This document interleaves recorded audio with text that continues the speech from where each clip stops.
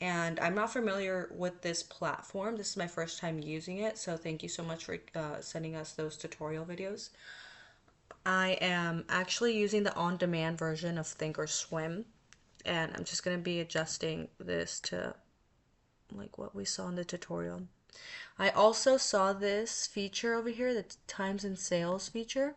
I I'm gonna turn it on because I like that it shows me the size, the volume of each trade. So I feel like I'll be able to not only understand the pivot points a little bit because of the shapes of the candles themselves, but because of this over here.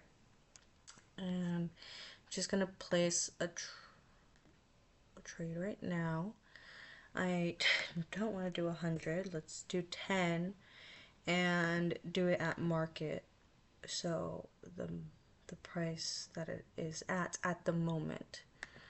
I'm just gonna confirm. And I heard the little ding. Nice. And just to kind of check on my portfolio, what I have so far, I'm gonna look over here on the monitor tab. And because I had already bought 10 before I started recording, now I have 20. And yes, you could see there are two orders right there. And the reason why I chose this stock in particular is, well, there's many reasons.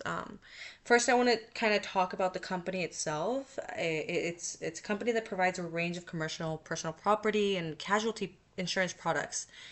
And it also provides financial services to business entities, the government departments and associations and individuals here in the United States as well as internationally. So this is a very, very strong company. Let me show you. They are said to have 30,000 employees, so that just means that they're just, strong. They have a lot of mouths to feed and gotta keep the lights on, right? I also like that their CEO, L&D Schnitzer, is a longtime employee. He's been with them since 2007, so that just shows that they have strength in leadership. And it's just a strong company, right? Also, you could see that they hold considerable share in these two markets. They're at the very top, essentially. Um, right? So it's a very strong company.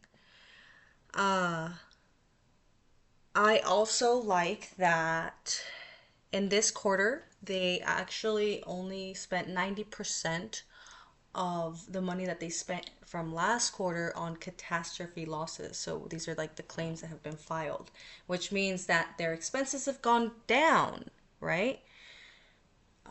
Which ultimately, when expenses go down and revenue goes up, as we can see here, that it had an earnings surprise of 58%. That's amazing, right? Earnings growth of even better, 159%. That means this is like from actual. This is from like what they had expected, right?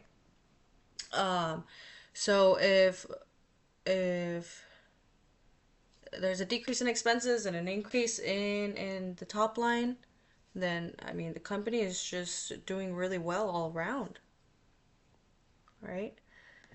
As you could see, clearly they have a good financial strength score.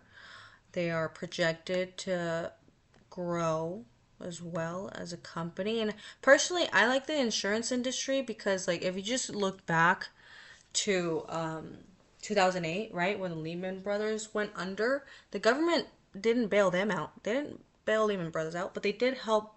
They bailed out insurance companies. And not to say that the government is just going to nilly-willy bail out insurance companies, but